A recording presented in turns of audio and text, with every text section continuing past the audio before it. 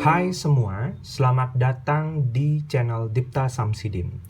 Pada video kali ini, kita akan membahas mengenai definisi turunan fungsi yang ditinjau dari kasus laju perubahan nilai fungsi. Jadi video kali ini, part 3 ini merupakan lanjutan dari part 1, part 2 yang sebelumnya sudah kita bahas. Jadi definisi turunan fungsi tersebut memiliki beberapa latar belakang, ditinjau dari beberapa kasus, yakni kasus pertama laju perubahan rata-rata pada part 1, kemudian pada part 2 laju perubahan sesaat, dan pada part 3 laju perubahan nilai fungsi. Nah, mari kita bahas laju perubahan nilai fungsi ini. Terlebih dahulu, kalian bisa cermati graf yang ada di pojok kanan atas. Jadi graf ini mengilustrasikan perpindahan objek dari titik A ke titik B. Jadi diilustrasikan seperti graf ini. Nah, koordinat titik A yakni x, fx. Kemudian koordinat titik B x plus delta x, fx plus delta x. Di mana di sini selisih antara absis x ke x plus delta x adalah delta x. Jadi ini selisih perpindahan yang ditinjau dari absisnya. Berdasarkan gambar dan juga berdasarkan materi part 1, yakni mengenai laju perubahan rata-rata, kita dapat konstruksi formula dari gambar ini. Jadi kita peroleh laju perubahan rata-rata fungsi fx terhadap x adalah fx plus delta x dikurangi fx per x tambah delta x dikurangi x. Sehingga kita peroleh fx plus delta x dikurangi fx per delta x. Nah, kemudian dari sini kita konstruksi lagi, kita gunakan materi part 2, yakni laju perubahan sesaat. Kita cari laju perubahan sesaatnya. Dari gambar ini, dari kasus ini, kita cari laju perubahan rata-ratanya. Kemudian kita konstruksi lagi dengan mencari laju perubahan sesaatnya. Laju perubahan sesaat nilai fungsi fx terhadap x ditentukan apabila delta x-nya mendekati 0. Sehingga jadi kita buat delta x-nya sekarang mendekati 0. Jadi limit delta x mendekati 0, ini fungsi dari laju perubahan rata-rata yang kita peroleh tadi. Nah, dengan catatan bahwa limit dari delta x mendekati 0 untuk fungsi fx plus delta x dikurangi fx per delta x ada, maka dia bisa kita sebut sebagai turunan. Jadi jika dia ada itu maksudnya memiliki nilai limit, artinya nilai limit kiri dan limit kanannya untuk delta x mendekati 0 atau di suatu titik yakni 0 ada, maka formula ini atau ketentuan limit ini kita sebut sebagai turunan. Nah, dengan notasi turunan, jadi kita bisa notasikan turunan itu atau fungsi ini bisa kita notasikan, persamaan ini bisa kita notasikan dengan f aksen. Jadi f aksen di sini bermakna notasi turunan dari f. Nah, hal ini diperkenalkan oleh Joseph Louis Lagrange. Jadi sekedar kalian tahu saja konsep penulisan turunan yakni f yang ada aksennya itu diperkenalkan oleh Joseph Louis Lagrange. Nah, kemudian seorang matematikawan Jerman juga yakni Gottfried Wilhelm Leibniz. Jadi Leibniz, biasanya kita orang matematika kenalnya Leibniz. Nah, Leibniz ini memperkenalkan bentuk lain atau notasi lain selain f aksen, di mana di sini turunan y sama dengan fx dapat kita notasikan dalam bentuk dy per dx. D di sini bermakna derivatif atau turunan. Nah, d per dx di sini merupakan operator turunan. Jadi d per dx adalah operator, fungsi yang diturunkan adalah y. Artinya, maknanya di sini adalah fungsi y sama dengan fx diturunkan terhadap variabel x.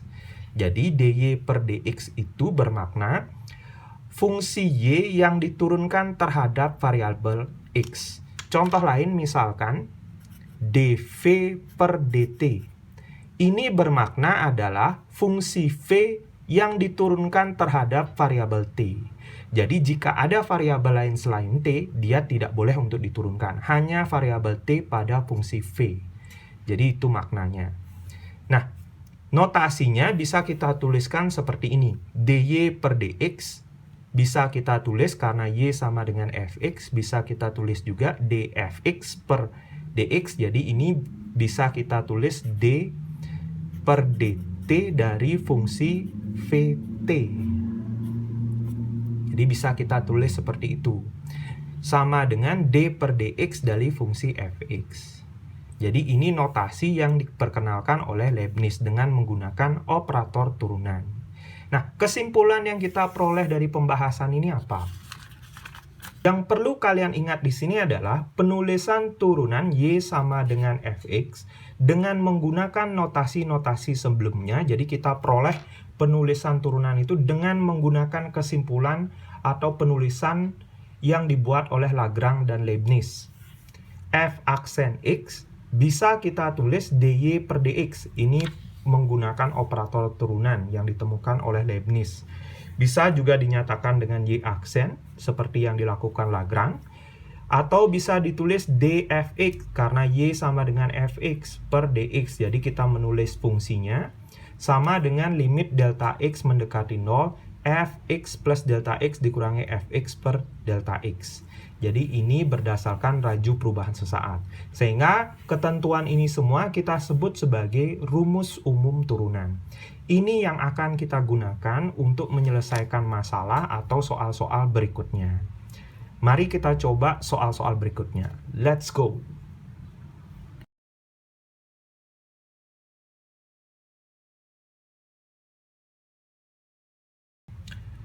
Soal yang pertama, tentukan turunan dari fx sama dengan 5x. Jadi yang kita gunakan hasil dari kesimpulan yang tadi.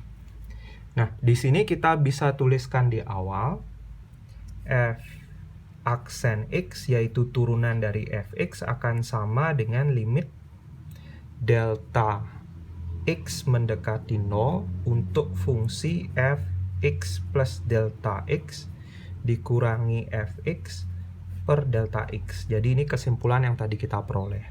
Sehingga kita bisa tuliskan limit delta x mendekati 0, kita substitusi ini ke fungsinya, sehingga jadinya 5x plus delta x dikurangi 5x per delta x. Sekarang kita sederhanakan. Delta x mendekati 0, ini kali ini kali ini, 5x plus 5 delta x dikurangi 5x per delta x. Sehingga ini bisa disederhanakan. Limit delta x mendekati 0, 5 delta x per delta x. Kita bisa sederhanakan. Limit delta x mendekati 0, 5. Nah, karena fungsi konstan hasilnya adalah 5. Jadi besar turunannya adalah 5. Kita lanjutkan dengan contoh yang kedua. Contoh yang kedua, tentukan turunan dari fx sama dengan x kuadrat ditambah 3x min 4. Nah, yang kita lakukan sama seperti contoh sebelumnya. Yakni yang pertama, f aksen x atau turunan dari fx sama dengan limit delta x mendekati 0 untuk fx plus delta x dikurangi fx per delta x. Sehingga kita peroleh, tinggal kita substitusi, limit delta x mendekati 0. Jadi x plus delta x kita substitusi ke persamaannya, plus delta x kuadrat ditambah 3 kali x plus delta x dikurangi 4 dikurangi x kuadrat tambah 3x min 4 per delta x. Sama dengan kita jabarkan delta x mendekati 0, x kuadrat plus 2x delta x plus delta x kuadrat ditambah 3x plus 3 delta x min 4 min x kuadrat min 3x plus 4 per delta x. Sehingga kita bisa sederhanakan x kuadratnya Kemudian kita dapat sederhanakan min 4 dengan 4. Kemudian 3x dengan negatif 3x. Sehingga hasilnya limit delta x mendekati 0, 2x delta x tambah delta x kuadrat ditambah 3 delta x per delta x. Kita keluarkan delta x-nya pada bagian pembilang. 2x plus delta x plus 3 delta x per delta x. Kita sederhanakan. Limit delta x mendekati 0. 2x plus delta x plus 3. Kita substitusi nilai delta x mendekati 0. 2x tambah 0 tambah 3. Sama dengan 2x plus 3. Jadi ini merupakan turunan dari fungsi fx. Kita lanjutkan ke soal berikutnya.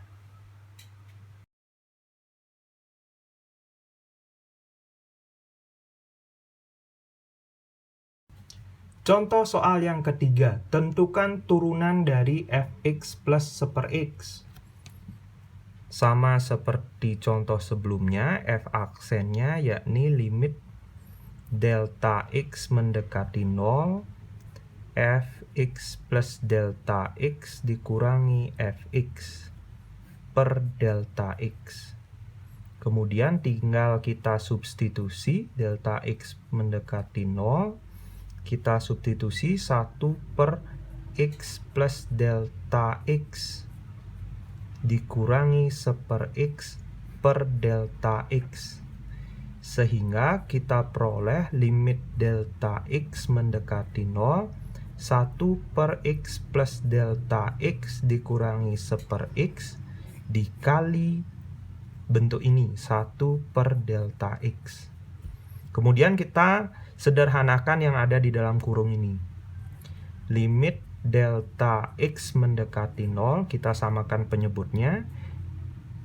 X per x plus delta x kali x dikurangi x plus delta x per x kali x plus delta x dikali 1 per delta x. Sehingga kita peroleh limit delta x mendekati 0, x min x plus delta x per x kali x plus delta x kali 1 delta x. Sehingga bisa disederhanakan, limit delta x mendekati 0 min delta x per x plus delta x kali 1 per delta x. Kita sederhanakan lagi. Limit delta x mendekati 0 negatif 1 per x plus delta x. Kemudian kita substitusi nilai delta x mendekati 0. Sehingga diperoleh negatif 1 per x kali x plus 0. Negatif 1 per x kuadrat. Sehingga inilah hasil turunan dari bentuk fungsi 1 per x. Kita lanjutkan ke contoh soal yang terakhir. Contoh soal yang terakhir, tentukan turunan dari akar x. Nah, di sini kita sama juga seperti contoh soal sebelumnya. Jadi kita tulis persamaannya dulu. Fx plus delta x dikurangi fx per delta x. Kemudian kita substitusi ini yang ada di dalam f ini, x plus delta x ke akar x. Limit delta x mendekati 0, kita substitusi akar x plus delta x dikurangi akar x per delta x. Kemudian karena bentuknya akar, kita kalikan dengan sekawan dari pembilangnya, yakni akar X plus delta X ditambah akar X per akar X plus delta X plus akar X. Karena bentuknya A min B A plus B, jadi ingat kembali A min B kali A plus B, hasilnya adalah A kuadrat min B kuadrat. Sehingga kita bisa hitung dengan cepat. A kuadrat, akar X plus delta X kuadrat, yakni X plus delta X, dikurangi akar X dikuadratkan, X per delta X dikali akar X plus delta X tambah akar X. Nah, kemudian kita sederhanakan limit delta X mendekati 0, jadi ini bisa disederhanakan. Delta X per delta X akar X plus delta X plus akar X. Kita sederhanakan lagi. Limit delta X mendekati 0 seper akar X plus delta X plus akar X.